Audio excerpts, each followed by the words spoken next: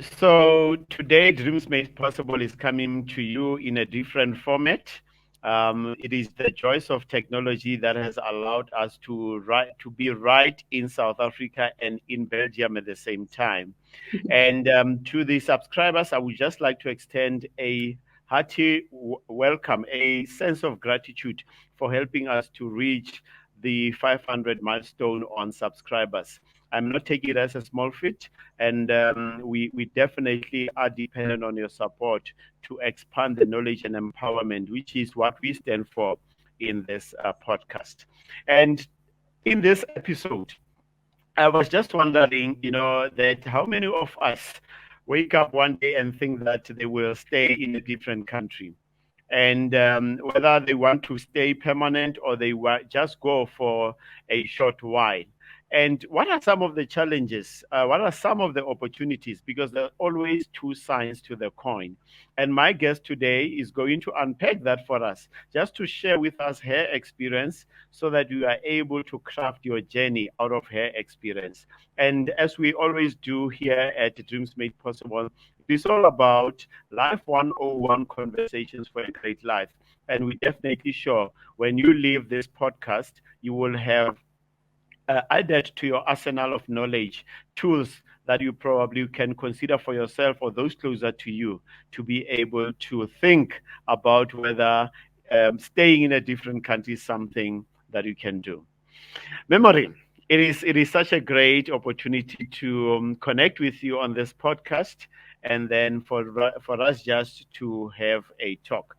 Your name is very, very interesting for me, and it helps me to start the conversation by saying, what type of memories do you have of memory growing up? Maybe if you can break it for us as to where did you grow up, what type of a child were you, and what experiences shaped the woman that you are today? Okay. Well, my name is certainly a conversation starter. A lot of times, both here and at home in South Africa. Yes, of course, I still consider South Africa my home. Although I haven't lived there for the past almost 7, 8 years now.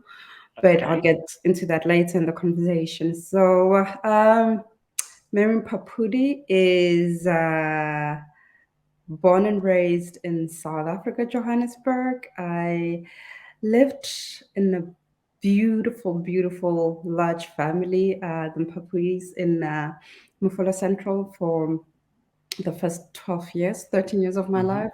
Then, during this time, I lived with my mom, my brother, and my grandparents, my uncles. It was quite a huge family. And Hmm. then at the age of 13, I moved to live with my dad. And at the time, it was just me and him and my stepmom. And yeah, well, for a while, it was just the three of us. Then, of course, a little one arrived to join the family. And then there were four of us for a while. Um, so that is me in a nutshell. That's all. That's how I grew up. I grew up in a family that went to church quite Hmm. religiously every Saturday. So yeah, unlike many people who probably went to church on a Sunday, On a I remember Sunday, yes. a lot of friends, yes, Ah, indeed okay. going to church on a Sunday, but we were that odd family on our street that went to church on a Saturday. But it was the most normal thing to me. It didn't occur that it was strange. I guess many things don't really just um, don't look different because you do not know any other different. You're Yes. born in the family that you're born in, and you do things the way that you do, and your mind as a child automatically thinks that is how people live and do things in their homes. So it doesn't even okay that this is something that is just unique about who you are or your family. So Wow, wow. yeah. So I Um, will assume that when you say, and it's an assumption until you confirm it, if you say Saturday, then you are a Seventh Adventist. no, no, No, okay, no, okay, okay. no. So that's what Uh, I'm saying. It's an assumption. Yeah, yeah, no, no, no, no. Um, we went to a church called it's quite big in South Africa actually, International Pentecost Holiness Church yes, yes, yes, yes, yes. IPHC. Yes, yes. Yeah, So it's for IPCC. yes, well, Ah, you know what? I sorry. remember my father. My father is a used to be a priest, by the way. He's 83 now. So for 45 years he was in the ministry. But one of the things that I remember, he used to have cassettes during those days. Cassettes, Cass would come up with a cassette, and then he would play IPCC. And even today, I listen to on YouTube IPCC, especially Joko ya Hao Ebu Bebe. I love to listen to that song. Really, really, yeah, yeah. It's something that I just keep myself grounded. One of the things I used to just keep myself grounded. So your sibling arrives. How does that change the course of things in the family? Because remember now, you are the favorite. You don't have competition. It's you, mom, dad, and yourself. And then you said your sibling came later. How did that change the dynamic? Well, it didn't really. It was nothing new. I've always, as I said, I grew up with my grandparents, my mom, my little brother actually on my mom's side, and lots and lots of uncles and aunts. So I having a new sibling was not phenomenal or like breathtaking. Or it wasn't Yes. anything that made me feel like, oh, I need to tell the world and announce that I suddenly am a big sister. I had been a big sister. Um, I have a brother from my mom. So my parents, Mm, my mom and my dad never got married. But mm, they were young when they had me. So they both went their separate ways at some point, and they never raised me essentially as a family. Like the both of them together, that is. yeah, yeah. They went their separate ways after I think maybe I was born or something like that. I don't quite really know the story. Uh, Ah, okay, yeah. great, great. Yeah. Um, what I do remember is that I lived with my mom and her family, so that is my maternal family for the longest of time. So until maybe I was 13 or so. Mm, And then my brother who comes after me, the one who I was excited about, not that I was not excited about my other brother, but the one that I have like quite good memories about being excited that I'm gonna be a big sister was my brother Tumelo that came immediately after me. Well, immediately after me, that means 7 years later. So ah, um, okay, okay. yeah, but there were we were a very very big family. Uh, my grandfather had two wives, so three wives actually, but we lived with the two. So it was really a big family. So having siblings, sharing, constantly being surrounded by people is something that was second nature to me. It was actually a bit different and lonely a little bit when I moved with my dad. Suddenly there was Mm, just me. So you quite enjoy it when you go over holidays and stuff. You're like, oh, this is nice. You get all these attention, everything is just really for you. But in the same breath, you constantly think, oh, let me put away this so that I can eat it with this person when I get home with that. So it had. I think I can say that I experienced that transition at some point with being a little bit lonely, not mm, always being around people.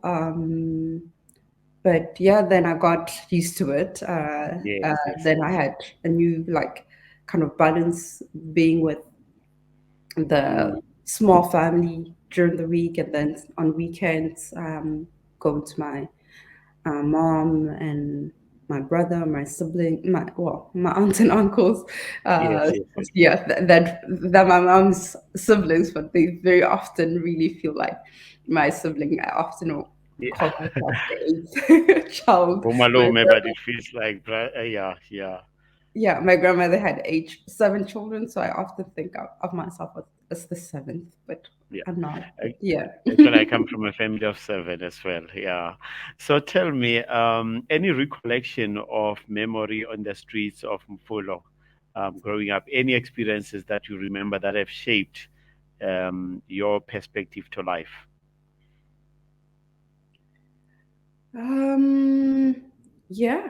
Um, I think especially when you live abroad far away from what you know or what you grew up knowing, you tend to reflect a lot on how you grew up or what because sometimes you get the opportunity to look at your own life or your own culture, the world that you so intimately know with a fresh pair of eyes, if Mm, that makes sense. And one of those, which is something that I try to instill in my little boy, he is nearly 4 years now. Amar is the the lesson of greeting your elders wherever you go. Um, yes. it's something I don't know, but it's so much South African, or it's so African. Yes, yes. I'm not sure if other African countries do this, or it's so instilled in other African children as it is instilled in South African children. But it's something that is not instilled in children in Belgium, Mm, mm, or mm. at least in the Flemish. So Belgium is divided into two regions: the French-speaking part of Belgium and the uh, Dutch, or Flemish, rather, it's called, speaking region, and I'm in the Dutch Flemish-speaking region. Okay. So yeah, the kids there, they just like knock on your door Yeah, yeah, and yeah. they just start talking, blah blah blah. I want this. Can I play with this? Like, hello to you too. How are Yeah. you doing? And Interesting. it then occurred to me like, oh, and they really look at me surprised when I insist on having them greet me to acknowledge each other. Yeah, They look at yeah. me like, but why? So it's something that on a day-to-day basis, I kid you not, if Mm. a little kid, and even two of my partner's kids, when Yes, they yes. see me or they just wake up, literally, they ask, what is er om te eten, which means what is there to eat. You're like, hello to you too, good morning. Yeah. And then Wow. with my little one, the one that we share with my partner, I insist, good morning. Say good Yeah, morning yeah, first before yeah, we talk, yeah. before. How are you? How was your night? So that those are like um that lesson of greeting, of acknowledging, of getting into each other's space, right? Because sleeping, it's quite a solitary thing that you go Mm. into your mind. Physically, your body is just about you. Then when you wake up, you are again in a social space again, Yes, with yes. others, right? Not just in your mental social space, but physically as well, you're around others. So to greet each other, to ask about how was your night, I feel it's just such a nice way of Yeah. starting the day, of you know No, no, uh, I really, really agree. I agree. I support you wholeheartedly. Even sometimes just to say good night, yeah, yeah, even yeah, in the yeah, same indeed, household. which is Yeah. also strange, right? They Yeah. say good night to each other, but they don't say good morning to Good each other. morning. Yeah, very Yeah, strange. yeah, yeah. And it's the same even with adults. Sometimes they see you on the street, passing, or you like see each other by the door. Today they decide, no, we're not in the mood to greet, we're not talking. But the weather is awful, so maybe that's the weather, I don't know. But Ah, sometimes but it's really something that's quite a shocker in my system, mm, uh, on a regular. It's like okay, my okay. body just kind of, quite my mind and my body just kind of quite get used to this, Yes, and that yes, this is yes. how people are here. And I like what you say, to be honest, because we are a product of our environments to some extent. I know To a as very we great grow extent. older, I also believe that we are also a product of our decisions. And this, what you just said, actually is helping me to get to the next point that I want to explore Yeah. before we even get into Belgium. My understanding is that you were at Wits and then you Yes. studied your PhD, and thereafter you made a decision to go to Belgium. Would you maybe just take us through your experience at Wits? What were you studying? Am I in trouble to call you Memory, or should I say Dr. Memory Mphaphuli? You know, just walk us through that journey, and then, No, that yeah, calling me memory is quite okay. It's quite okay. okay, thanks. I've gotten used to it. It was just a thing that I did for like a few days after getting my PhD, insisting even to my little one that call me Dr. Mama, but he didn't quite get it. He was like Yeah, only two. Dr. But Mama, I anyway. love it. um so yeah, I studied at Wits. I did my undergraduate degree and my honors degrees at Wits University, where I studied psychology and sociology. So initially, the idea was to be a psychologist, but so I had then a double major, that is sociology and psychology. But by my third year at university, I had fallen more in love with sociology than with psychology. But mainly, again, it was because sociology appealed to me as a Black South African woman.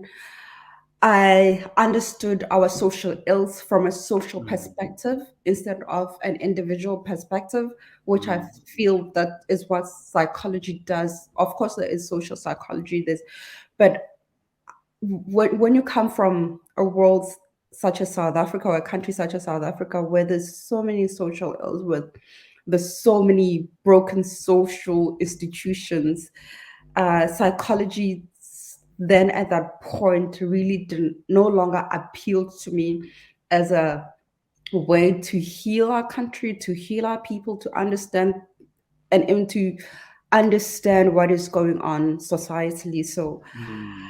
I then decided in my third year, actually, that going forward, because then in your third year, that's when you also start thinking, what's next? So would Yes. you continue to pursue psychology or sociology, because those were my double majors. So I think by third year, I had decided that no, I would be going the sociology route. But also, what had happened was during my third year, I was fortunate enough to be introduced to the Mellon Mays undergraduate fellowship program. So, which is, I think it still is at Wits, and it was at the University of Cape Town and the University of the Western Cape. This is a program that um, sort of nurtures young Black men and women Mm, into a career, and into an academic career, that is. So in that third year, I applied for this fellowship randomly after seeing it advertised on campus, that they were looking for five, we call ourselves Mellons, five or MMUF fellows mhm. who would, and what this entailed, for instance, at the time that I applied for it, which was in 2000, and I feel so old now, 2008. You're exposing your age. 2008. It was in 2008 that, oh, yes, 2008, that I saw this advertisement just randomly walking around on campus, and it was put on a billboard at the time, and they advertised it to say that if interested students, and this is what you would get. So there was a list of what should you be selected as a fellow, Mm. this is what you would get. So one of that entailed like a trip to go to Cape Town, um, to go to the US, to have your own personal mentor at the university who will, you know, mentor you and see your progress, your academic progress, and you regularly meet with them. So there were quite a lot of benefits to it. And then I remember, I think I saw it on Thursday or Friday, and the whole weekend I locked myself in my bedroom, cut up newspaper articles, and researched. Yes, that time there was, well, there was Google.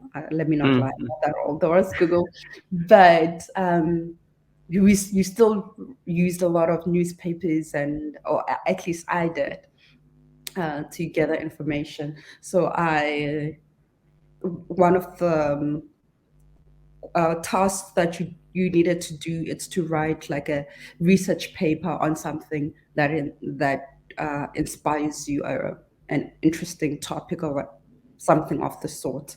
So I something that was quite a lot on my mind was the at the time, I don't know if you remember this, when there were the Bree and Noord taxi rank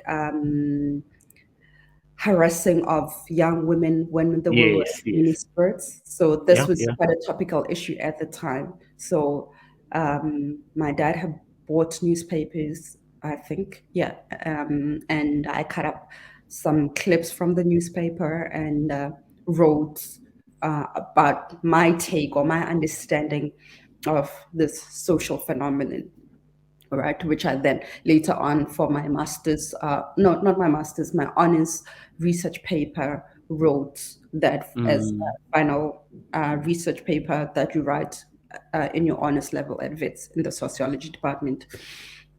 So, no, third year, pardon me, not honors, third year. So I wrote about that as the first general idea that I had, submitted it with my application form. And then a couple of days, weeks later, I can't remember so well anymore, Yeah, yeah. I was informed that I had been shortlisted. And I remember screaming. I was, back then we had computer labs where we would go to check our emails and stuff. Mm, mm, mm. Not many of us didn't have smartphones that had access to emails, or at least Yeah. let me speak for myself, I didn't. So yeah, a couple of weeks later, I got this email informing that I had been shortlisted to come for an interview. Then I went for an interview, impressed them, Yes, I yes. think. And yeah, then a couple of days later, I then got yet another email to announce that I had received the fellowship. And so this was, I would like to think, this was the start of how I got to think about a career in the academic world, as uh, that I too one day could become a professor. It wasn't something that I had Mm, really mm. thought through, or even knew that was possible, to be honest. But it was through the Memory undergraduate fellowship, the MMUF, that this idea, or the seed to think in this way, and to imagine that this other world exists, and I could potentially be a part of this world, was during this process of applying for the fellowship that I was introduced into it. Wow. Then I got it, and in that very year, then had to quickly take all my June um, exams, because then we had to so there were five of us that were selected to become part of this program. Spent a weekend at the UCT campus, got to learn what the program entails, what are the benefits, what are the challenges, etc., of the program. And then a couple of months later, I think during the June semester, first semester exams, we all had to quickly write our exams if it was possible. For we I think most of us, the fellows, we took our some exams individually, then flew out a couple of days later to the US, where we spent what they call their summer, that is June, July Yeah. months, and August, I think, in the US. Or was it July only? I can't remember. Anyway, so this was the my first step, so to speak, into the academic world, and seeing what other possibilities lie there. Something about which I really it really interested me. You spoke about the social ills. You mentioned the issue at Bree and worked about the miniskirt, and then you finally completed your studies, and you never thought of the opportunity that of getting into the academics and the professorship aspect that comes about. So, and now that it is the month of August, and it is Women's Month in South Africa. How do you then, how did you then take all this research, and how is it influencing what you do in your life at this moment? Okay, so then with the Melon program, and really then deciding on the miniskirt incident as my introduction to this program. But this kind of research, or the kind of issues that we have in South Africa, then led me to really have more interest in what exactly is going on in terms of the gender dynamics between men and women. Mm, How are we socialized?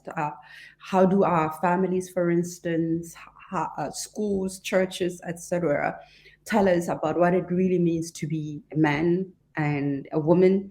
But then, of course, then it gets more complicated when you include issues such as race, such as class. That it gets more interesting, but equally complicated as well. So for my both my masters and my PhD, then I sort of took that kind of logic of thinking about women's issues, or women, how women are harassed, or um, experience are subjected to different kinds of violences in their daily lives. And I took it further to say that what is it that makes this kind of behaviors acceptable, normal, and even thinkable mm, because for a society such as Black South African men to do that to their women, right? There are women in parentheses, of course.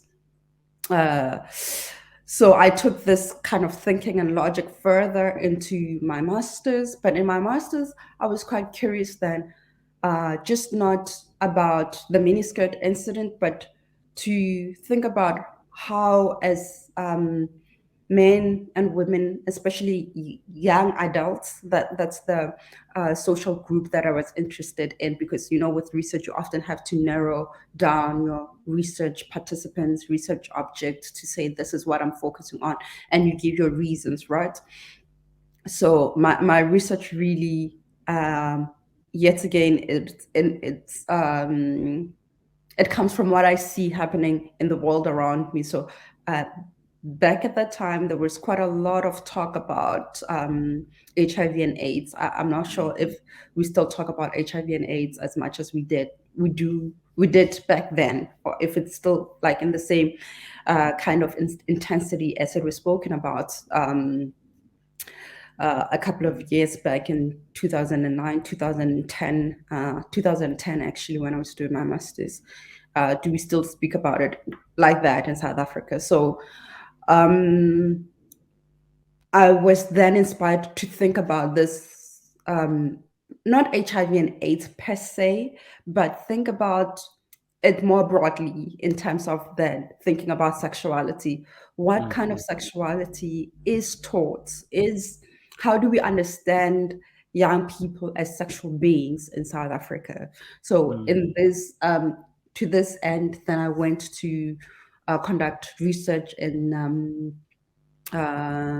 Tembisa, where I interviewed young men and women who are in relationships to understand how is it that they understand themselves as sexual beings, as women and men in relationships with other Black men and women, and then took it further. So from just looking at couples, young couples, that is, for my PhD, I then took it further and looked at um, men and women, but within their families. It's as if in my research, I keep on trying to get to the core or to the center of where are these problems coming from, right? Yes, So yes. now I was going to the family as an institution. So what do our families, what does your mom, what does your dad teach you? And in the South African space as well, I do not just limit it to biological mom and dad, uh, just any male figures of female figures that you consider as parental or in a position to guide you, right? Although in my own research, there were many moms and dads that I got to introduce or to speak to and their children. So it was what we call an intergenerational study with Mhm, mhm. two cohorts. So that is young adults, that is young people between the ages of 20 and 30, and then their parents. So that was my requirement before interviewing or talking to any family about the issues that I was interested in, was to have this as a requirement that at least one parental figure and one child between the ages of 20 and 30 participates in my research. So Mm, that was for my PhD, where I specifically looked at the social construction of heterosexuality within Black South African families. The reason that I specifically then also focused on Black South African families, because then research quite a lot focuses on Black youth, Black families, right?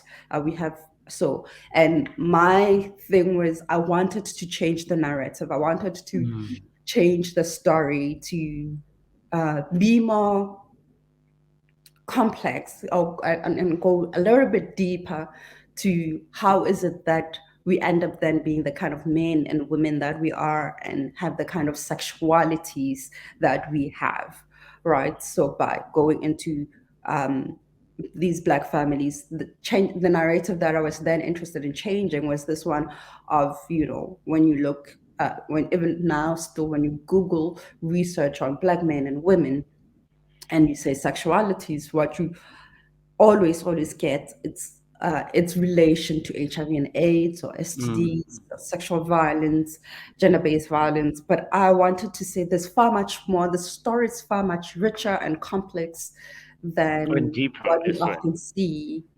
And I didn't want this narrative of, or what my favorite author often calls it, a single story, that is Chimamanda Ngozi Adichie. Mhm, mhm. She calls it the danger of a single story. So this is uh try me then saying I want a balance of stories, to say yes, there's HIV and AIDS, but HIV and AIDS, they sometimes come from a place of warmth, a place of love, a place of great intimacy, um, so let's understand these issues from that kind of space, and the family then seemed like a good starting point for that. How do mothers talk to their daughters about sexuality? How do fathers So talk to if their— I may interject there, this Yeah. is a very, very interesting part that you touched on there, and the study that you undertook, looking at, when you look at societies, you look at nations, I think without exception, all of us would agree that the bedrock comes from the fabric of a solid family system. Now, looking at your research, the cause and effect, and there might be multiple. I don't believe that there's always, as you say, the danger of a single story, which is another definition, but stealing from it, there isn't one particular matter that defines these complex issues that you have unpacked. But based on your study, what in essence, maybe one or two factors, did you come to conclusion to say these are the contributing factors, and probably if we were to give attention and come up with solutions, then we'll be able to turn this big ship, just like the rudder, the small piece turns this big ship. Maybe by doing one or two of these things, we can start to change the narrative around issues of sexuality and other matters that you have unpacked. Oh, but like it's always still till today. It's something that challenges me, or that I find a little bit difficult, you know, to say this is what I can take. This is one, Yeah. two things that you can take up from my research. Well, first of all, to answer your question, um, one important thing that I, even when I was, so when you done with your PhD, before you can get awarded your doctorate and be called Dr. Mphaphuli, you have to defend these ideas, the way you've interpreted your data, the way you've told the stories of your participants. And one of in my final chapter, I boldly start by saying that this study was not about trying to find answers. It was Mm, trying. It was a story. This study was an attempt to find the stories as written as written by a Black woman, understood from the point of view of other Black people. So I'm afraid I do not always look for solutions to these social ills that we have. But first and foremost, I think before you can start looking for answers to issues, you need to understand where they come from and how it is that they are the way they are. So mm, that's what I sought to understand, right? Like in my second chapter of um, my PhD dissertation, I talk about the silences surrounding Black women's sexuality.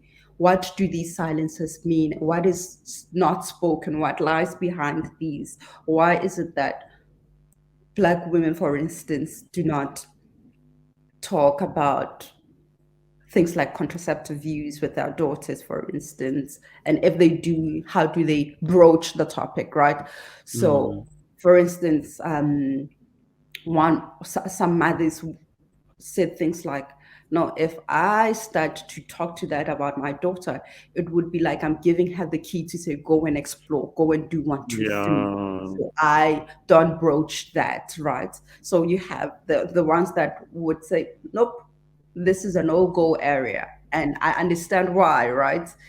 Because when they use this kind of logic, like if you inform your daughter or you understand that these are the possibilities, these are the options that are available to you, then they think that these kids or the young adults or children, etc., are very likely to go down that route to, once you, it's almost as if you say, go ahead and explore, which Mm, then, but it hides another very important truth. In other words, you are saying that these options are there, but you'd rather not have them explore these options. So yes, this is yes. another way that these women or mothers in particular deal with issues of sexuality. It doesn't mean that they're telling you about it, that they would rather have you do that. And that's the Well, honesty that we very often miss from our parents, right? So then you have the ones which would say it's a no-go area. I'm not about to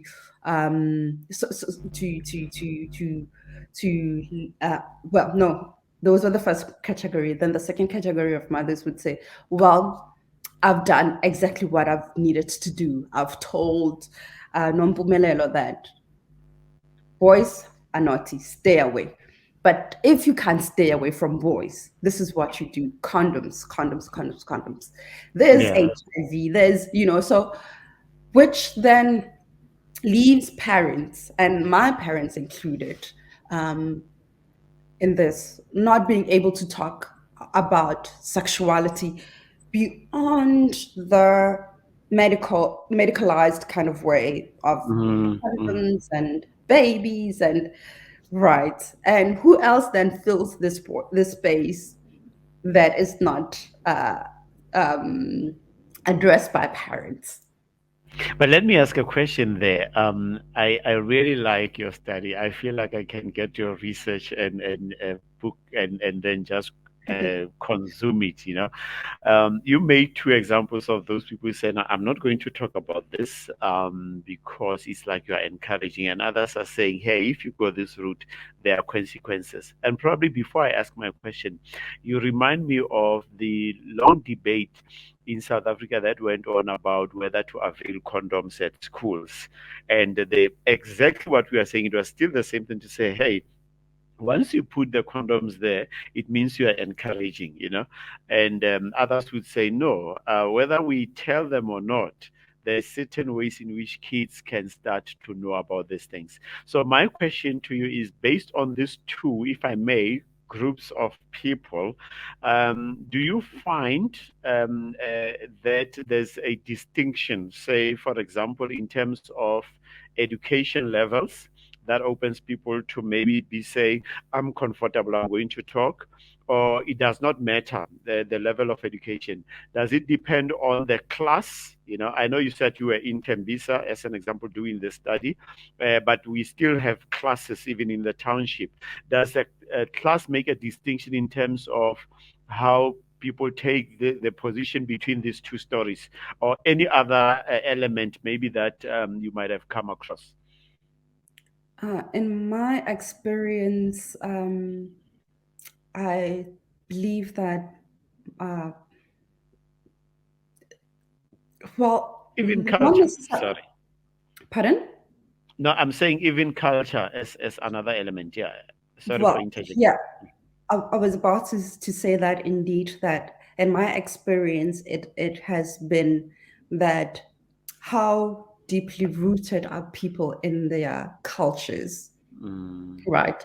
For instance, with the PhD, I conducted my study both in KwaZulu Natal and in Soweto.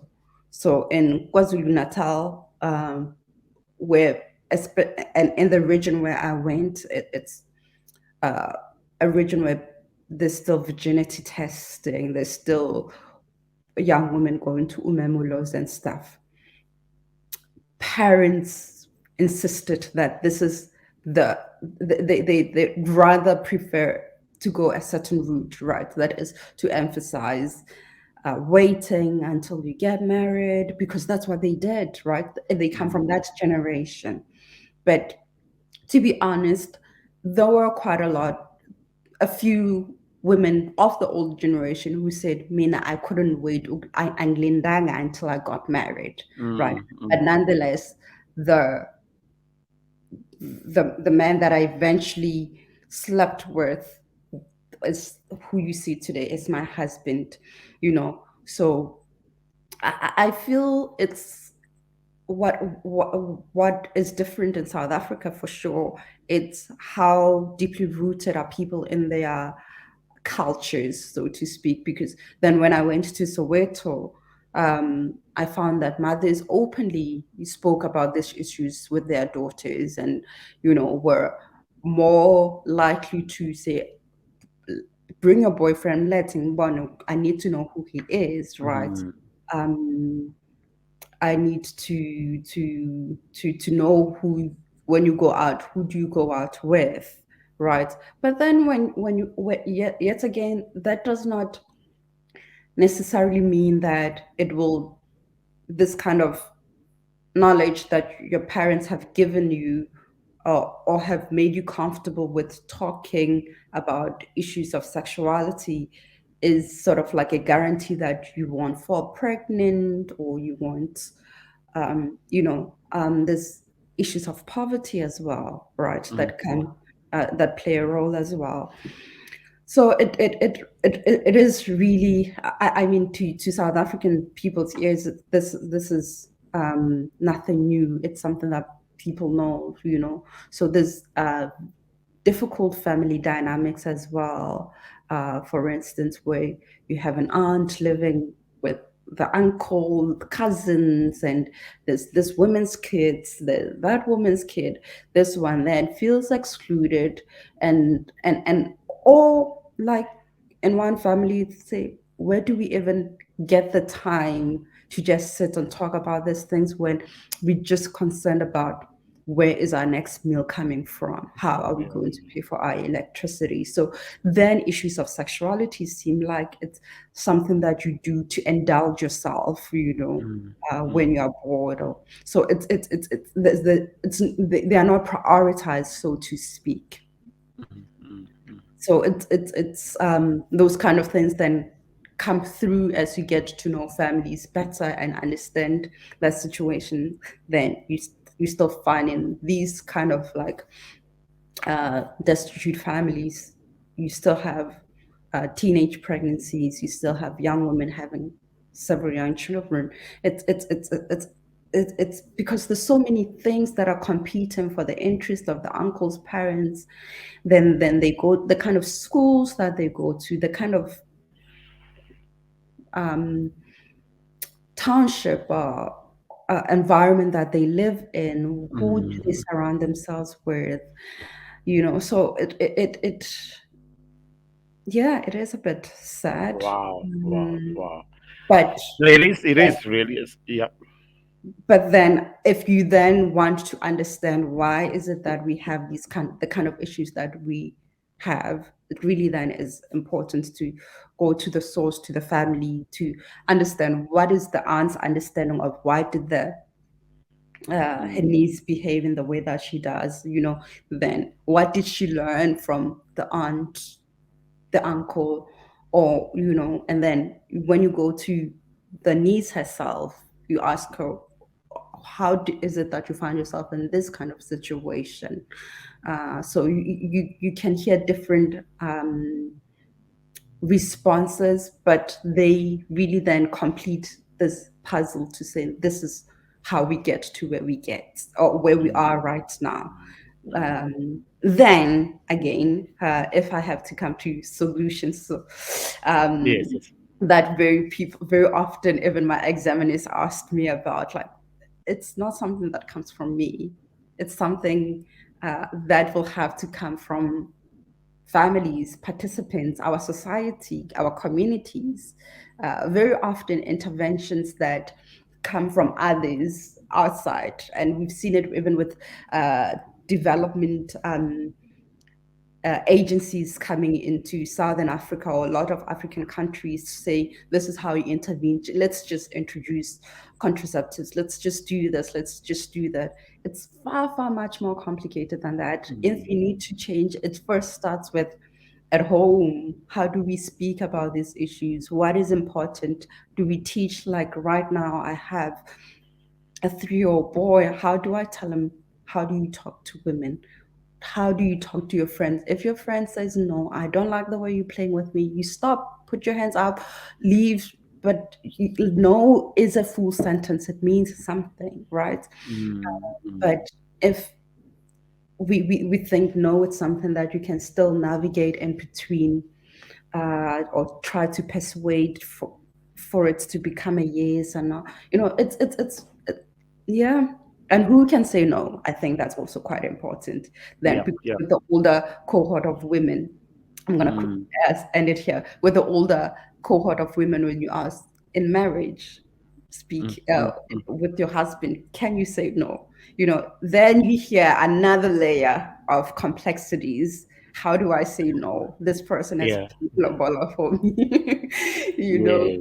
So the stories then becomes much more complex. So it's not like you often have in these advertisements and from especially imported from Western countries, such as the one that I'm in, that saying no is enough. So it's no. Let's look at it. In which context does this no work as it is being a full sentence?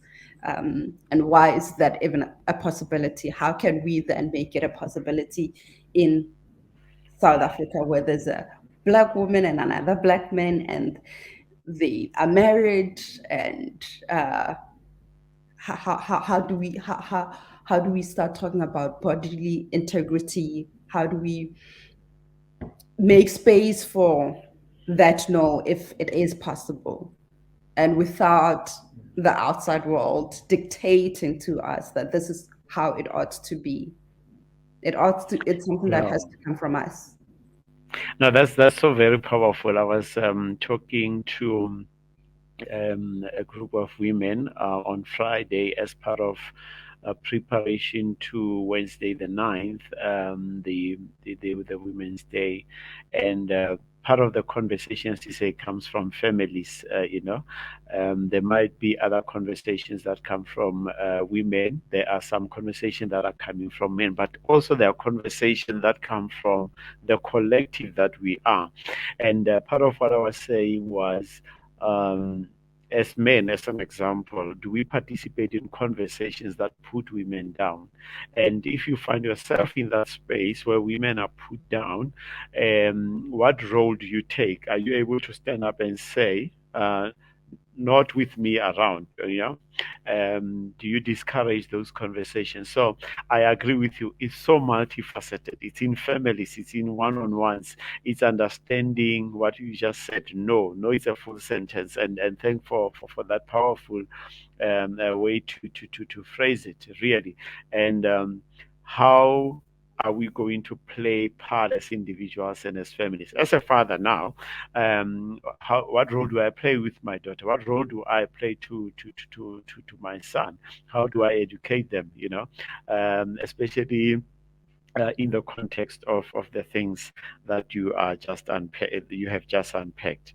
So you have done this study, and it is there. Probably somebody will replicate it. Please encourage me to do PhD, and probably I'll replicate that study and take it forward. But probably somebody is doing something about it.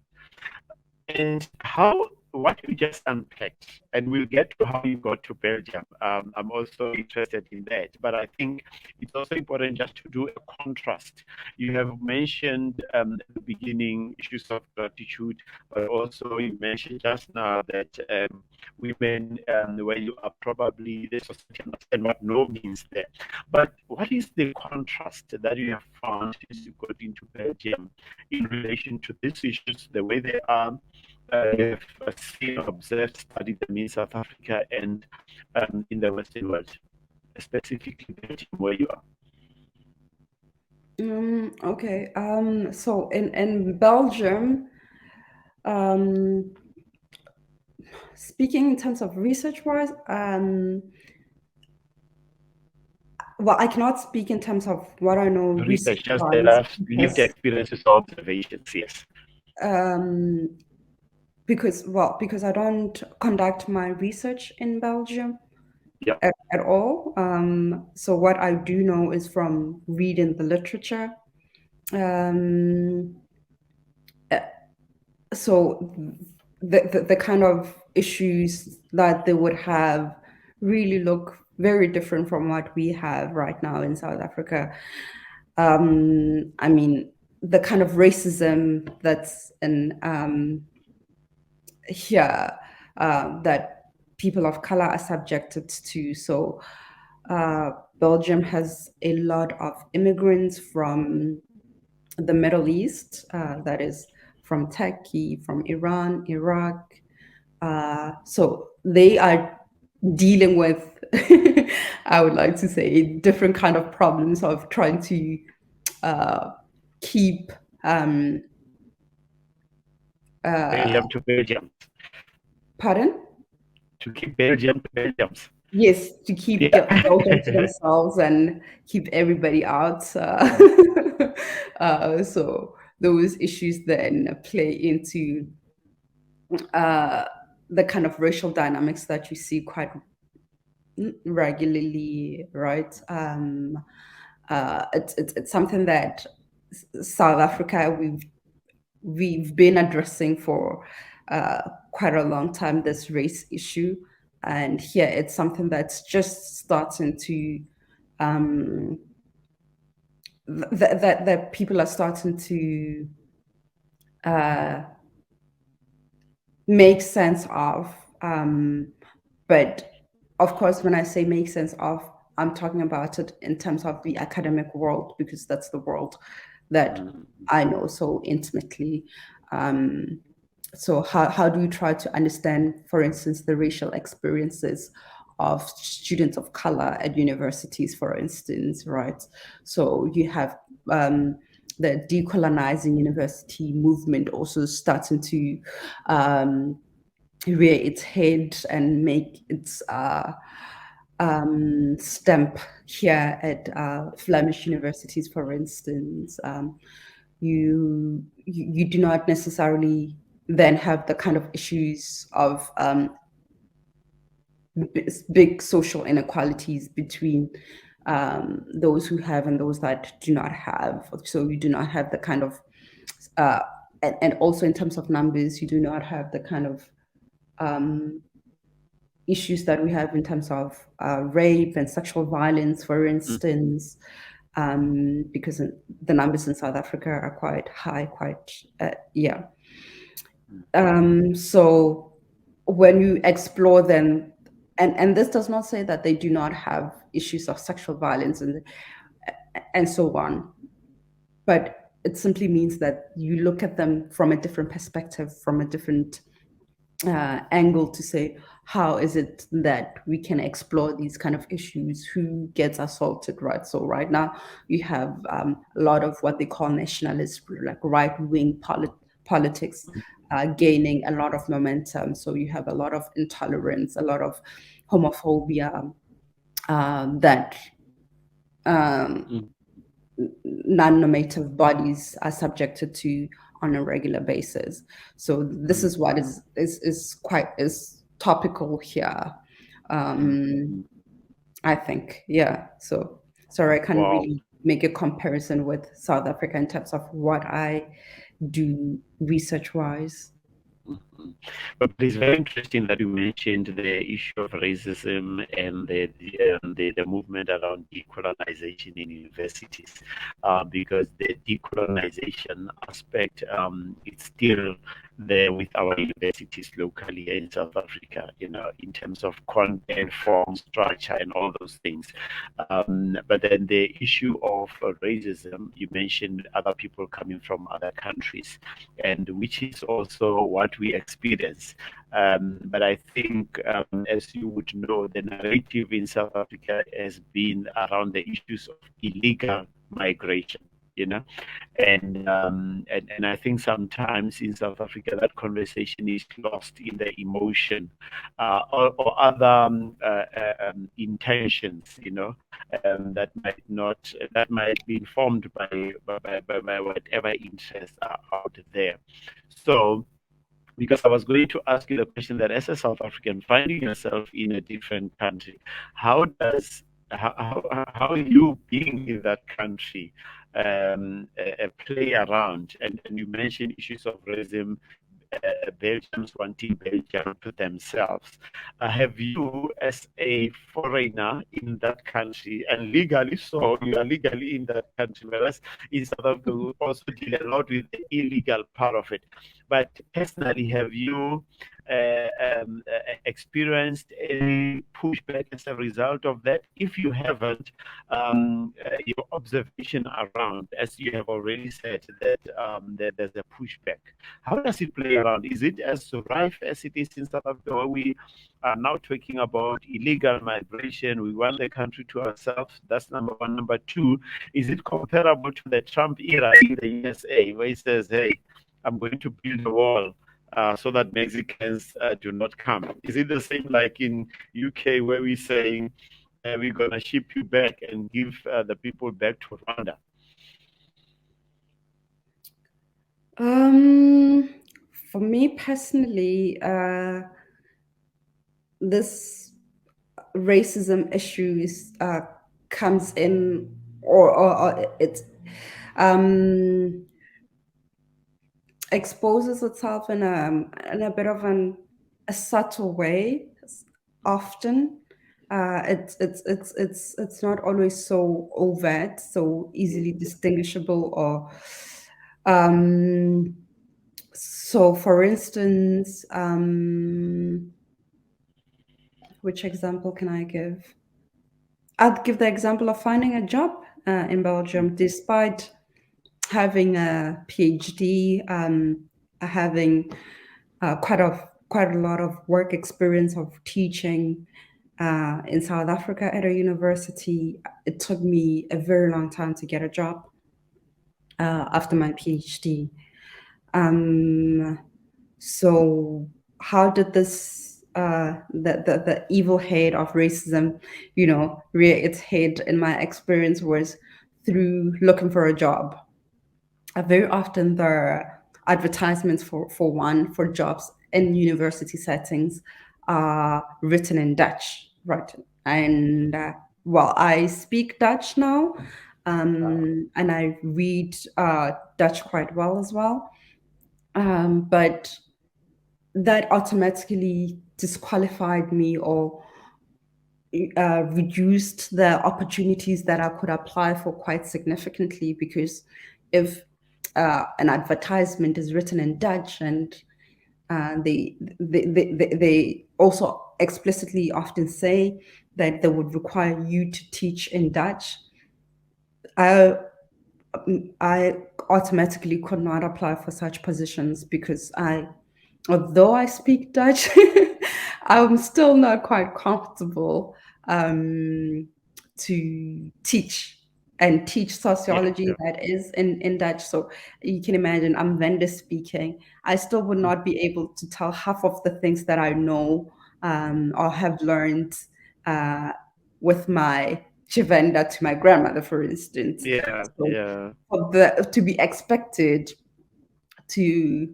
of course, Dutch, unlike Chivenda, it's a scientific language. So I could learn all of this that I'm doing to express it in Dutch, but that could take me forever. And oh my goodness, I did not know that learning a language, a new language, um, as an adult, it's such a daunting process. It's so difficult. I literally had nightmares because I could see the words in my dreams all the time yeah, because yeah, of learning Dutch. So opportunities for work are there. There's plenty actually, but of course it depends in what field are you looking at.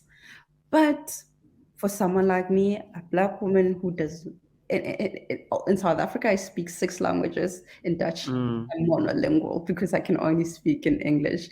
And English is wow, not a formal language of instruction in many institutions. It's starting a little by little in many universities around to be used as a medium of instruction for, especially in the uh, nat- natural sciences. There's more and more like master programs that you, as an international student, can take entirely in English, but social sciences, which is where I am, things like sociology, they're taking a very slow and painfully so um, move towards teaching in Dutch. So I have, if I want a job, a permanent, especially professorship position, I would need to be able to, for instance, supervise my students in Dutch, yeah, explain to them what I know and what I can offer to them in Dutch. And I believe I have a lot to offer, but I just am not prepared to do it in Dutch. So that has reduced the opportunities that I have quite significantly. So you have that. And in instances where it was quite painful to experience, was a position that was uh, dubbed to be a position for a person of color. That they want it's a course on diversity, gender, sexuality. So areas that I specialize in, that I have. Mm. Um, then I applied for it. So it was indeed applied.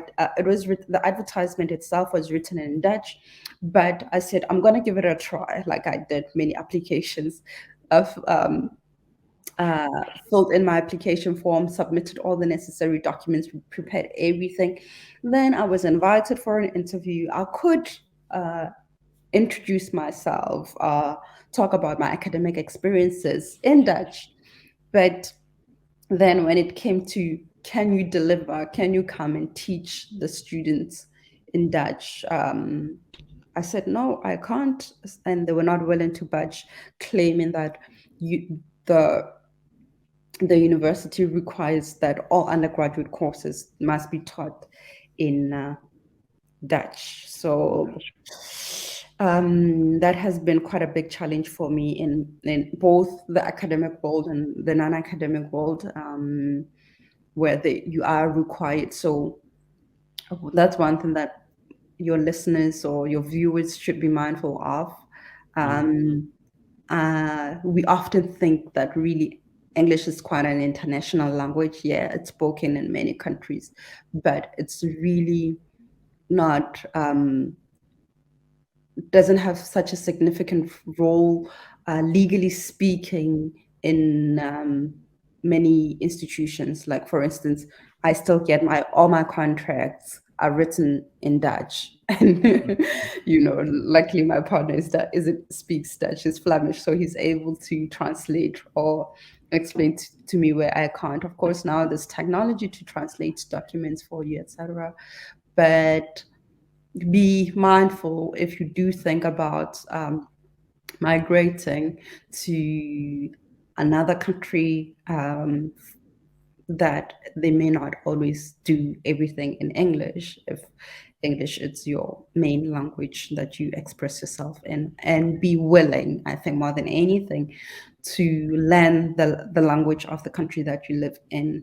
And I But like that part where you say be willing, because my question was going to be probably before you move to Belgium, there's research probably that you did. I don't know if your partner was already in the picture, or is the reason why maybe you're that side. I don't know, but you probably were aware of those things, because when I look at just research, it says the main languages are Dutch, French, and Germany, and yeah. I try to scramble and say, where's English?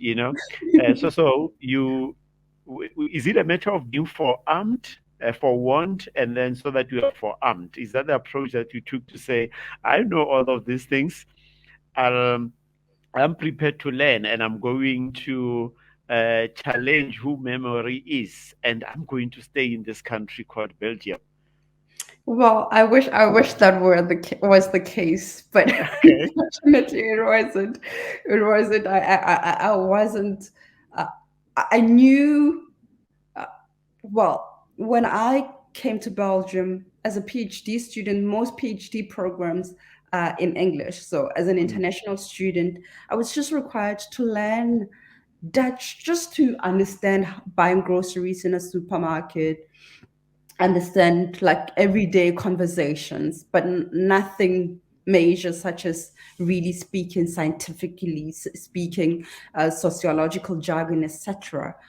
So, and also, I had not planned to stay. Yeah. I had just come to study, and And then then go come back. back to the university where I worked and to teach and to, I wanted to go back to Corker actually. Oh, yeah, yeah. um, After spending my 4 years here, I had the plans.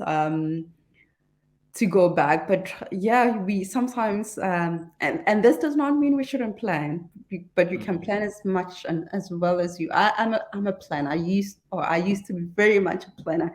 I actually had like quite a clear roadmap of the PhD. I come back to South Africa. I publish. I make assistant professorship. Then I had that quite well laid out. I would say I really could see myself in a couple of years being in South Africa as this big professor in feminist sociology, etc. But that didn't quite happen.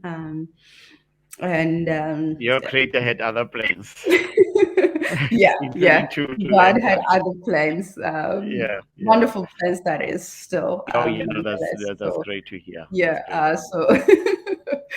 uh, in my um, first year, second year of doing a PhD, I met my partner.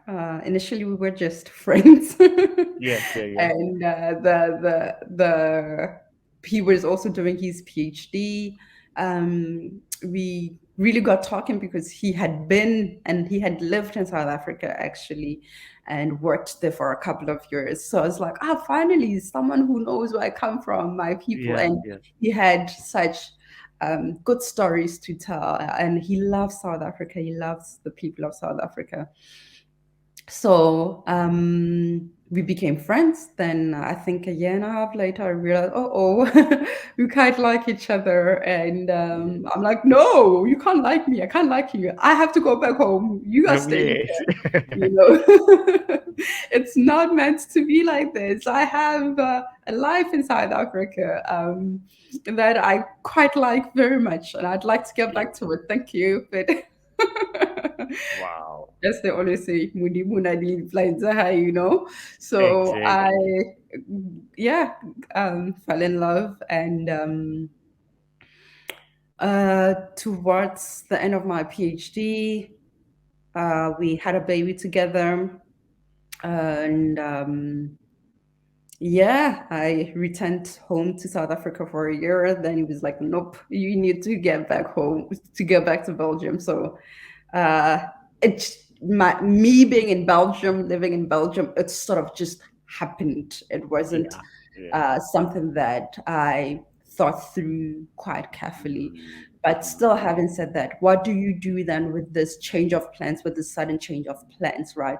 Um, do you wish for what you could have had? You know, as I said, I saw how my career would go in South Africa. I was quite sure of it. Um, and suddenly that is no longer an option. What do you mm. do? So in my case, for instance, as soon as I defended my PhD and graduated, the following day, literally, I started taking Dutch courses. So went to Okay. classes. As exhausted as I was, went Yeah. to Yeah. classes. I had 4-hour classes Monday to Friday, and then Wow. homework. Imagine, huh? A Wow. mama, and I have a PhD, and I'm still going home doing Wow. homework of Wow. learning. I was eating. I am eating. I will eating. So it wasn't always a pleasant experience Mm, having to learn this language. Also, at the same time, feeling that I'm being forced and backed into a corner to learn this language so that I'm able to find a job. mm, Um, I love languages. I know a lot of South African languages. I speak a lot of South African languages. But at some point, I was quite stuck about learning this, and there was a bit of resistance in me. I learned it because I was forced and required to, not out of my desire to broaden my knowledge of languages, mm, and mm, mm. but as a matter of survival. Yeah. But as I was learning the language, it also then opened a different world. I got to, for instance, speak quite and understand. quite easily conversations around the dinner table with my partner and his parents, for instance. We would go to visit them. Um, so then you get to see the world that you live in another perspective, in another light, because now suddenly you are introduced to the world of the locals, because now they can converse quite comfortably with you in the language, in their language. So they let you in. So unlike South Africans, that's a big difference between Belgians and South Africans. We let everybody in. At least that's my experience. Mm-mm. I think we are more welcoming, I feel, but I might be wrong with issues of xenophobia and stuff. Yeah, But yeah, I have an impression that um, our first instinct as South Africans would like to get to know you. We invite you to a braai. We like to show you around or give you tips about this and that. Um, I hope that other foreign nationals who come to South Africa uh, experience and feel that love that yeah. I think we give to them. Yeah, Um, I personally believe that you are right in your assertion. And this is Botaki's perspective. I believe that you are right. We are welcoming people and stuff. I mean, without really getting into the politics of it. And that's something that sometimes you cannot avoid. That's just part of life. When I look at our situation, that's why probably we did not have camps. It's just a question of, open the door, bring somebody in. But I just think maybe lack of foresight in how you balance the economic opportunities. Also, with not creating more economic opportunities for all of the people to enjoy. You know that thing that says charity starts at home. How do you provide from a cup that is not overflowing? Just that's my sense, but I still believe that deep down, we are a people full of gratitude and loving out there. Somebody might have a different view to me, but that's just the view that I take. Now, just taking you back to let me actually firstly congratulate you for your resilience. I mean, doing your PhD and then after that, immersing yourself in 4 hours of learning Dutch, and having to apply for positions that are only posted in Dutch. It's one hell of a lot of resilience that I see in this lady. So really, really, Member, I think you are resilient. But then you go into the social space.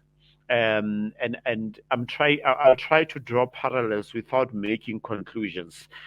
You are here to help us understand the environment that you find yourself in as a foreigner in Belgium, and also to add, as a black foreigner in a Flemish country. Now, you said that language, you being able to speak Dutch, helps you to be out there and socialize, especially when we are with your partner and family and the like. But sometimes you find yourself alone. I don't think you always have the benefit of having your partner with and family. How is the social setting in simple terms? For you as a foreigner, as a woman, as a black, as an African? um, what the Flemish people like is that as soon as you speak their language, then they're happy. Then they sort of like pull you in. So I think for me, in many instances, whether I go to the supermarket or at the in a restaurant or wherever really without my partner, the fact that I would just start a conversation in Dutch, and I tell them I want this, or this is what's happening, um, and then when I find myself running low on my uh, Dutch data bundles, as you would Yeah. say in South Africa. Yes. I just say it like, I do not know how you call this in your language. Could you help me out here? Then I use the English But still expression. saying it in Dutch. Yeah, yeah, Oh, yeah, yes, yes, yes. yeah, Okay. yeah. So, and then, but what one thing they are, they're quite polite, so they'll quickly say, "Oh, you want to speak in English?" And I said, "No, no, no, no, no, no. If I speak in English, then you go back. It's like regressing. You go back in your comfortable Yeah, yeah. zone. Of course, in English, I'm very fluent. I can say so many things, but in order for me to also be more confident, who knows? Maybe in a couple of years, I'll Mm. be able to teach um, sociology in Dutch. But in order for me to overcome, as I was telling you, um, these nightmares that I had where I saw words and sentences quite jumbled up.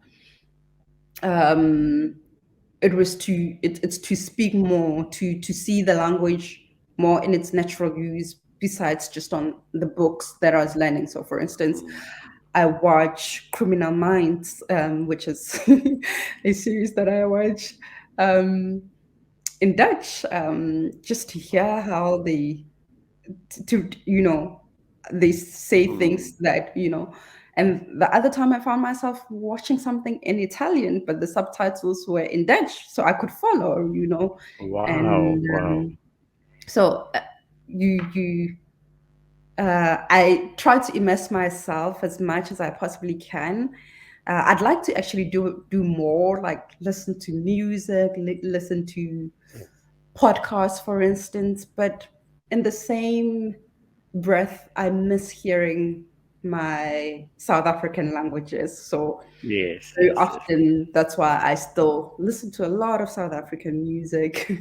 Last Yeah. night, I introduced my son to what's her name? Nomfundo Mo, I think that's her name. Mhm. And her You're song. exposing my ignorance. No, no, Yeah. no. It's Nomfundo Mo, and her Okay. song called Soft Life. Um, and singing to him in Xhosa, he's starting to realize, because for the longest time, the problem about living in a country where, well, the region where we live, as I told you, it's Flemish, it's Dutch speaking. So he goes to school, his family, his friends, everybody around him except me speaks to him in Flemish. So he although he knows that I don't speak Flemish, sometimes it's as if he doesn't understand or realize this. The world, of course, is still too small, has so many languages. So I'm Mm. trying already to like expose him to Xhosa from South Africa, to say, this is how Xhosa speak. Wow. And Wow. when my mom was here, both my mom and I speak Chavenda together. So, and then and he would ask, "Mama, what did you just say to Granny?" I'm like, "This is what I said." So to try to show him that the world is much more bigger than his Yeah. little Belgium. Yeah. That you are an adult, you make your own decisions, but also there's family on this other end. So my question, that's what I'm saying, I'm happy that you mentioned your mom was, and I'll go back to Belgium again, was to say, when you decided to say, now I'm staying here, how did it go about with the family as far as your decision to stay in Belgium?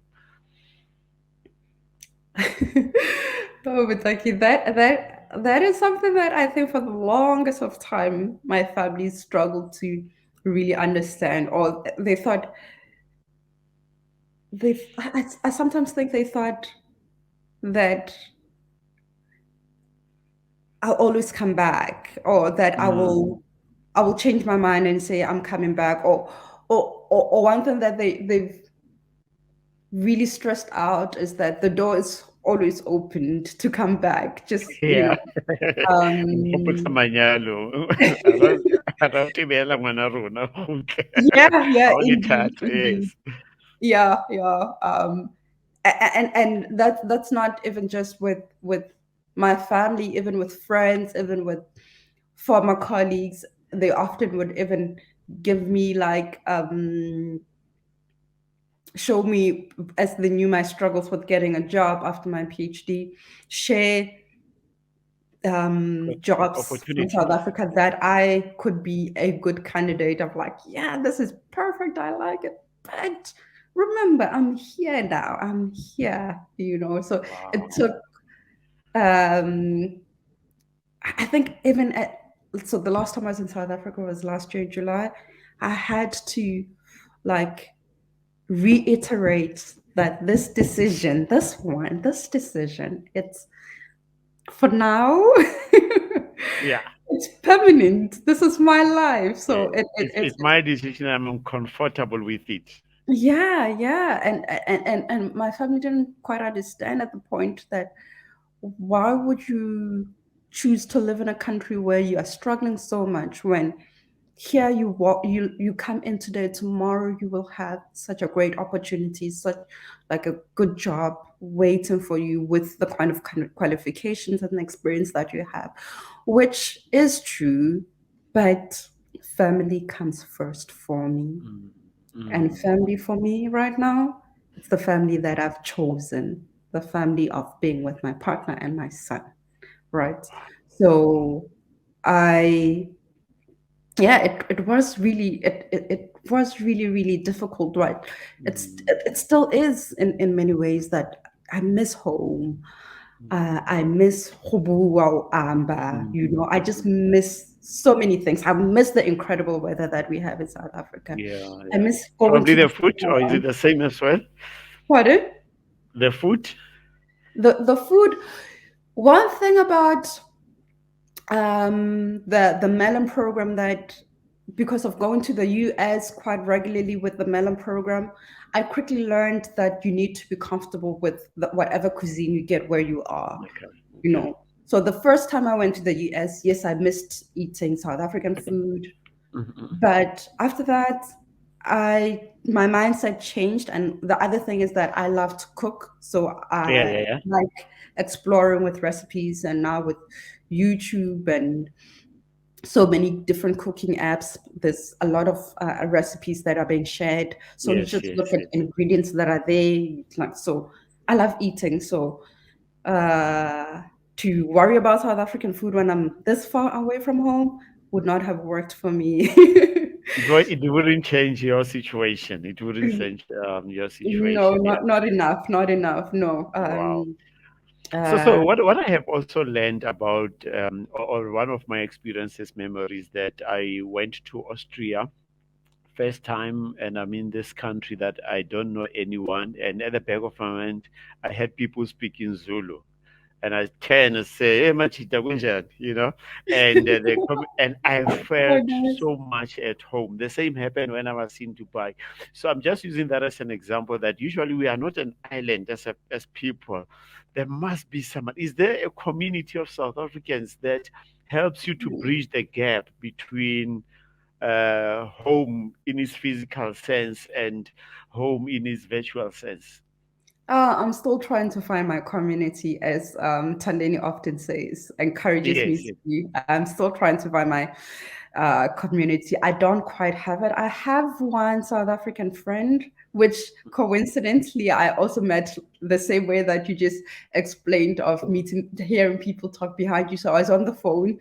yeah, Um, Talking with my best friend in Setswana, and this other woman who had just finished having her hair braided. I had just Googled the salon, and I went to, it's another city, about a 45 minutes train ride from here, just to go to a salon. But anyway, so I yeah. took the train, went there, and when I was at the salon, I was still talking on the phone with my friend in Setswana, and the woman who had just finished doing her hair also happened to be from South Africa. And then after I hung up, she excitedly said, I know that language. I recognize that language. Wow. Are you from South Africa? I'm like, yes, I'm from South Africa. I speak Setswana. I was speaking in Setswana, and she says, "Oh my!" She gave me a hug. She was excited, Wow. Wow. and we exchanged numbers, and we've been friends since then. I think this was in 2017 that I met her. Yes, So yes. um, So there isn't quite a big community that I Mm, have or know. Um, mm, Unfortunately, yeah. I had met another South African couple, but they're Afrikaans. So Okay. I felt like our worlds are just too far apart Yes, to, yes, yes. yeah, yeah. And so, yeah, but I haven't given up on finding them. I know they're there. I know they exist. I know Tandega, which is my friend that I have here in Belgium, who lives unfortunately in another city, Okay. has quite a group that she sees regularly in that city, but that's also quite a bigger city compared to the one that I'm in. But Now that you mentioned the city, you said you are in Ghent, and when I looked, it found that it's almost what 475,000 people. That's just a drop compared to Joburg, you know. tell me about it. Do you feel that that it's small compared to Johannesburg? Yes, maybe Yeah, the lifestyles might be different, but yeah. yeah, it does feel small. Um, and also, it's not as diverse as I'd like it to be. Like when I go to Brussels, as soon as I Mm, step out of the train, I see so many different people from all around the yes. world. So that already is a welcoming feeling that you have when you get there. Unlike when you step out of a train here in Ghent, Hmm. um, the faces all look white, and you often hear one language, you often hear Flemish, but when you get to Brussels, you hear so many other languages. It's unfortunate very often that when I do step out of the train and go out, and people, you say hi, like young women looking good, um, and being a South African, sometimes you feel like I feel like I just want to strike up a conversation with someone else who are waiting for Yes, yes. the next train or the bus. But then when you say hi and then it ends Look at there you. because they speak French and you speak Dutch and they don't speak English. Okay, Wow. we'll just end it. Everyone to himself, herself, headphones, for, and then that's it. Yeah, But yeah. by the way, now that I'm talking about the phone, it comes. I mean, it's logical that even the phones are in Dutch and all of those things. So No, that's remember with the not phone. necessarily. No, you remember with your phone, you can program it in whatever You language can that you yes, want. yes, yes. So yeah, Yeah, well, mine is in English. My work computer is in Dutch. Not well, not the computer itself, but my emails and communication. A lot of yeah, yeah, yeah. times does come in Dutch. At boards around the university or train stations, wherever you go, they're in Mm, Dutch. So it does help yeah. greatly that I speak Dutch, or sometimes to also know how to understand it. Like you suddenly hear when you get to a train station that this train ends here for whatever reason, or that we have a 20 minutes delay because the tracks are broken or whatever. So Yeah. that has really been useful, instead of just sitting in a train and because Yeah. sometimes people, yeah, Yeah. this is what happens a lot. People don't tell you. You just see people standing up and moving. Yeah. Yeah. Now, as we are about to land this plane, because I've just got a few things just want to clear. You mentioned that you were home last year in July, in June Yes, or July. So, how love. frequent do you come home? I need my yearly dose at least once a year to come Okay. to South And Africa. when you are home, Also, how long do you take being in South Africa? um, I try to stay a month, depending. Yeah, 3 weeks a month, depending on whether I'm in South Africa with my partner or not. So this year I haven't been, but I'm coming to South Africa in December. Yeah. Yeah. Yeah. So besides the language and which you articulated and unpacked so well for us, you also had a mention of the weather. And what is the other thing that is that maybe I have not asked, that is that you found that it was a bit difficult for you to adjust to? Um, the weather, I think it's like at the top of my list. Well, Okay, maybe that okay, okay. almost, yeah, together with language. What else? And Um, unfortunately, you and I cannot change the weather, hey? Even if we no, know how climate change works. We no, can't- no. yeah. Um, well, I think that goes from probably many Mm, people who've left home missing. You miss your family, you miss your yeah. friends, especially if you left as an adult like I did. Mm, mm, You really, and that's one thing that kills me a lot. Missing. I mean, it's not every day, yeah.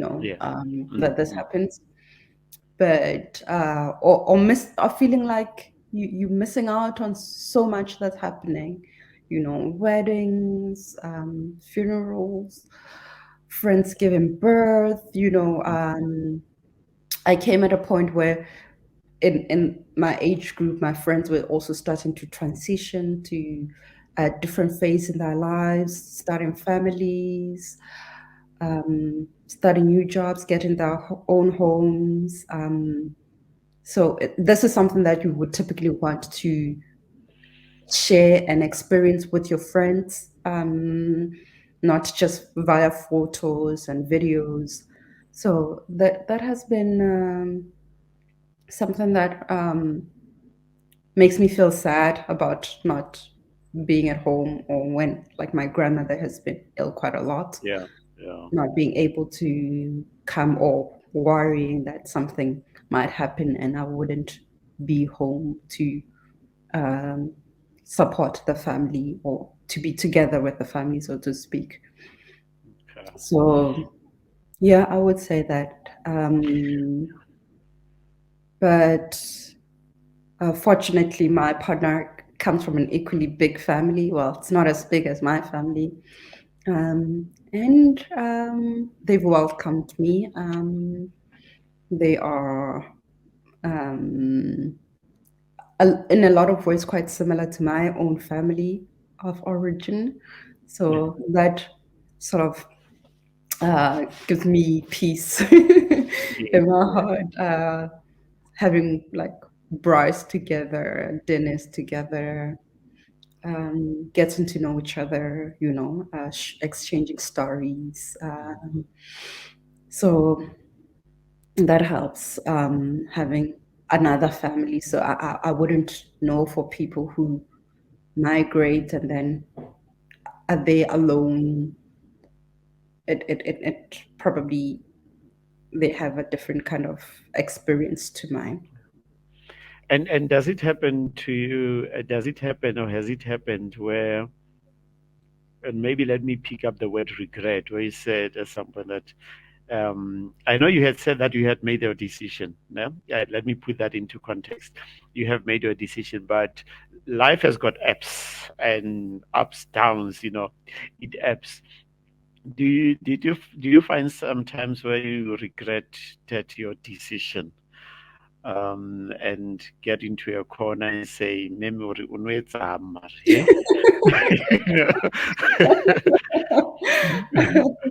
And if so, what then? How do you get yourself back? And probably this might, if that is if it did happen, maybe it's something that might help somebody out there in another country, or even in Belgium, for that matter, who's South African or away from home. They don't have to be South African. Well, when I wouldn't necessarily say that I've experienced regrets per Mhm. se. I would uh, say say it as more of a longing and a wishing that um, I could, how do I put it? Mm, no, man, I wouldn't call it regrets, but Okay. more of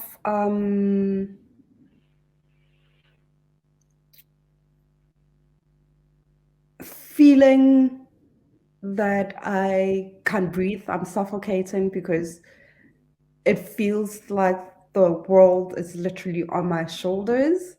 Or you know Mm, when you are um, swimming and then you mm, have to come up for air and then go back in. It constantly feels like it's that experience because ah, you are juggling so much. But yes. if you were back, or if I was back home in South Africa, I could, I could, I could, for instance, give uh, my son to my parents, my Mm, aunt, oh, my yes, uncle, yes, like, yes. Yeah. do this, take care of him. I need time out, So there isn't a lot of that because the society is just arranged quite differently. My Mm, son's grandparents, they live quite far away from us, and they're quite elderly, so the option of taking him there quite regularly, as you would see your own grandparents or grandparents really playing that kind of a role that my own grandparents did in my son's life, it's not there. So it's something that I long for him, if that makes mm, sense, yeah, So yeah. then it's almost as if I really wish my own family, my maternal family, Mm, uh, my father's family could also be a part of his life, so he can know what a relationship with uncles, with mm, cousins is like.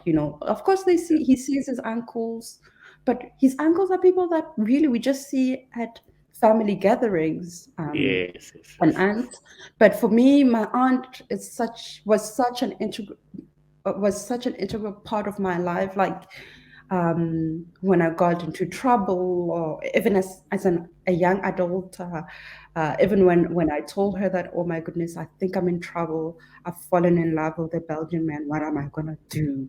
She was the Yeah. first person, right? So I wish that my son has that or could have that.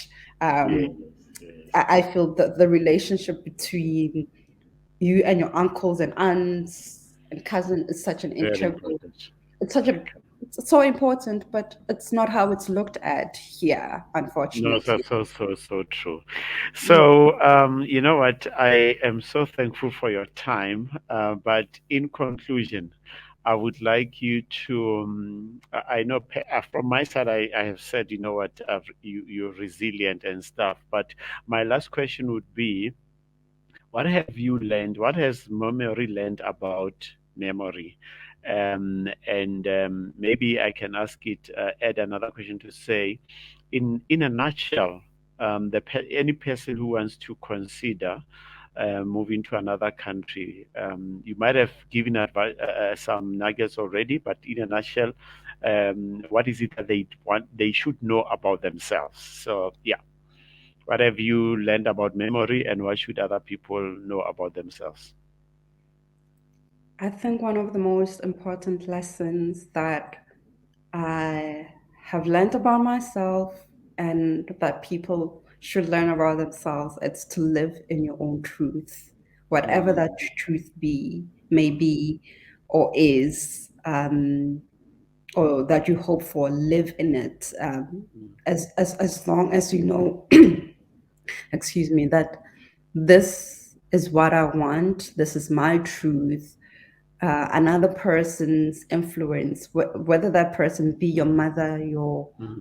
father, Yes, yes. your loving, amazing family, see it as weird or as awkward. But And live your standing truth. firmly in your truth, it's what's going to take you further and further and further to where you hope to get to be, right? So, Mm. as I said, very often I often have family or friends saying, "Oh, Taboya," but Yeah. I know what my truth is. I know what I want Yes. my family to look like. I know what look what happiness feels like for me, for my son, for us as a family. So that's the truth that it may not always make sense to the outside world, right? But Mm. that's the truth that I know, that I wake up and pursue each and every day, right?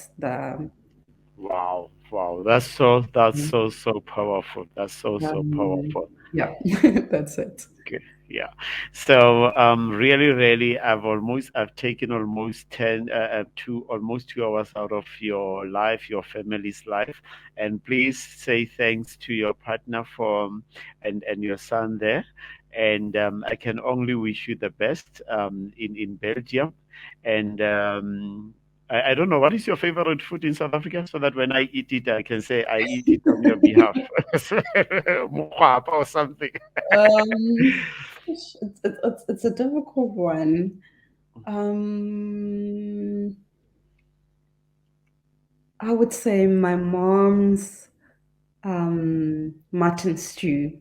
Ah, okay, okay. No, Yeah, great. When yeah. my wife cooks, I'll remember when the machines shoe it's here. I can only wish you the best, really, and all of the best about your life, learning Dutch, integrating more into the Belgian society. Wish you all of the best between you and your partner and your son to grow and become bigger people together. And all of your dreams, may they be possible, as the name of our podcast says. We can only thank you and have an awesome time out there. Thank you. It was a Ciao. pleasure speaking to you. Thank you so much. Thank you. All right. Bye. Bye.